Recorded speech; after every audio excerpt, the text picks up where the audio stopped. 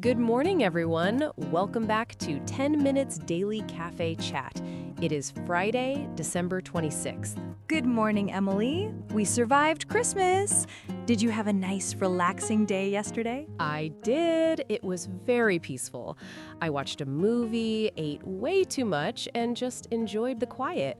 How about you? Are you suffering from a food coma after your brownies and tart? Totally. I feel like a stuffed turkey, but a happy turkey. I fell asleep on the sofa at 8 p.m. It was glorious. That sounds like the perfect Christmas evening. Did you get any interesting gifts? I did. I got a self-stirring mug for my coffee. You press a button and it creates a tornado in your cup. It's the laziest invention ever, and I love it. That is hilarious and surprisingly practical. Today is Boxing Day in some countries, right? A day to relax and open boxes or return the bad gifts to the store. Sorry, I don't need this electric banana peeler. Haha. Originally, it was a day to give boxes of gifts to people in need. But for us here, it's a day to catch up on some very interesting news to wrap up the week. Wrap up like a present or like leftovers in foil. Speaking of leftovers, I hope our news isn't stale. What's in the box today? We have 3 fresh stories involving technology, travel, and nature. First, Netflix is getting serious about games by buying a major avatar maker, aiming to change how we play on our TVs. Ooh, Netflix games. I always forget they have those. But playing on TV sounds better than my tiny phone screen. First, Netflix is getting serious about games by buying a major avatar maker, aiming to change how we play on our TVs. Oh, wow. So Netflix is taking it all for themselves? Does that mean I can make a Lisa avatar and use it in Netflix shows? Not shows yet, but definitely in their games. Netflix is shifting its strategy to focus on games played on TVs. This acquisition shows they want to let users create a consistent digital identity that follows you from game to game. Wait, if I'm playing on my TV, what do I use as a controller? Do I need to buy a joystick? Actually, Netflix has been testing technology where you use your smartphone as the controller. You just swipe and tap on your phone screen while looking at the TV. Oh, that's clever. But knowing me, if I lose a game, I might throw the controller across the room. And if your phone is the controller, that would be an expensive tantrum. Exactly. Game over and broken screen at the same time. I need to be careful, please do. But back to the avatars. This allows for more personalization. You can create a digital you that looks exactly like you or completely different. That's actually really cool. I want my avatar to have purple hair, a jetpack, and maybe a pet dragon. And taller. Definitely taller. That's the fun of it. It makes the experience more immersive. Netflix doesn't want you to just watch, they want you to play and participate. It's about engagement. I like that. If I can be in the Stranger Things world with my dragon fighting demogorgons, I'm signing up today. Can I wear a virtual haute couture dress too? Probably. Digital fashion is huge right now. Just watch out for the monsters. Now, moving on to our second story, let's travel to Rome, Italy. Rome, pizza, pasta, and gelato. Take me there right now. I need an espresso. It is beautiful, but it's also incredibly crowded, especially at the famous Trevi Fountain. Have you seen pictures of the crowds there?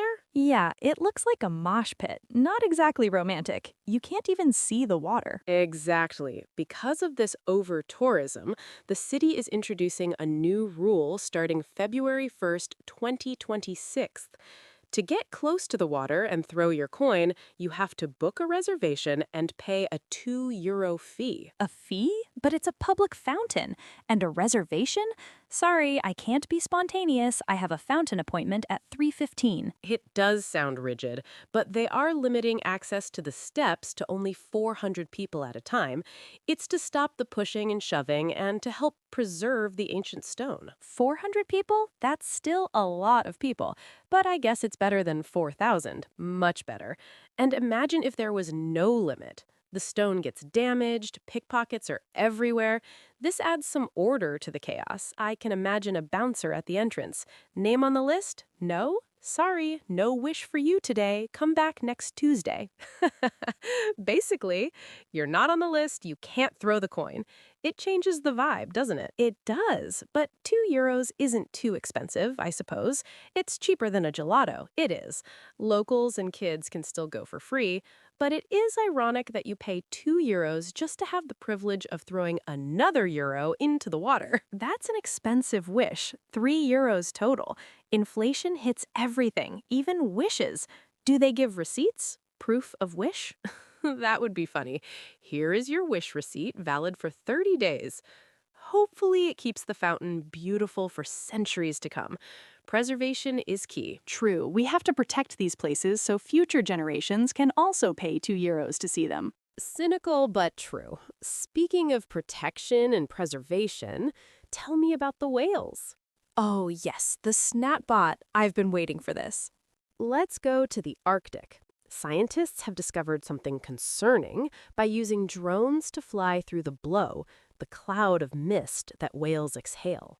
So the drone flies into the whale's breath, which is basically snot and water. Describe this to me. It's exactly that. They call these drones SnotBots. They have sterile petri dishes attached to them. By flying through the mist, they capture respiratory droplets. SnotBot. That is the best name ever. But it must be hard to fly a drone in the Arctic. It's windy and cold. It is incredibly difficult. The pilots have to be experts. They have to get close enough to catch the spray, but not so close that they disturb the whale. I would crash it immediately. Boink, right on the whale's head. That is exactly why they don't let you fly it, Lisa. Fair point. So what did they find in the snot? Was it just ocean goo? Sadly, no. They detected something called cetacean morbillivirus. It sounds scary because it is. It's highly infectious and can be deadly, like distemper in dogs. Distemper? That's terrible. Why is it in the Arctic now? Climate change. As the ice melts, animals like seals and otters are moving into new areas. They carry the virus and come into contact with whales, spreading it. It's the first time it's been confirmed in Arctic whales. That is so sad. So climate change isn't just melting ice, it's actually helping viruses jump between species. Exactly. It shows how connected the ecosystem is. And since whales are social, it can spread quickly through the pod. Is there a vaccine? Can we give the whales a shot or maybe a giant mask? Not yet, but the SnotBot technology is a ray of hope because it allows scientists to check the whales without hurting or stressing them. We can monitor the spread. That is a silver lining. No poking the whales with needles, just catching their sneezes. Catching sneezes. It's vital data for conservation. It helps us understand how rapidly the environment is changing. We really need to take care of our planet. From Roman fountains to Arctic whales, it's all connected. It really is. So let's recap our Friday news box. Netflix acquired an avatar maker to get us into their TV games, potentially using our phones as throwable controllers. Rome is charging a €2 fee to preserve the Trevi Fountain from crowds starting next February, so book your wishes in advance.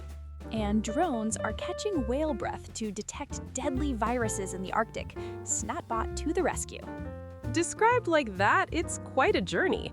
Which story did you find most interesting? I think the SnotBot. It's gross but genius, and it reminds us how fragile nature is. Plus, saying cetacean morbillivirus makes me feel smart. It is a mouthful, but SnotBot is easier to remember.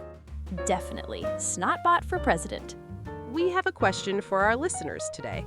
If you could create a digital avatar of yourself, what is one special feature you would give it? Jetpack, or maybe wings. Definitely purple hair, and maybe the ability to eat unlimited pizza without getting full. I'd give mine glasses that can translate any language instantly, including whale. Ooh, that's useful. Listeners, tell us your avatar ideas in the comments.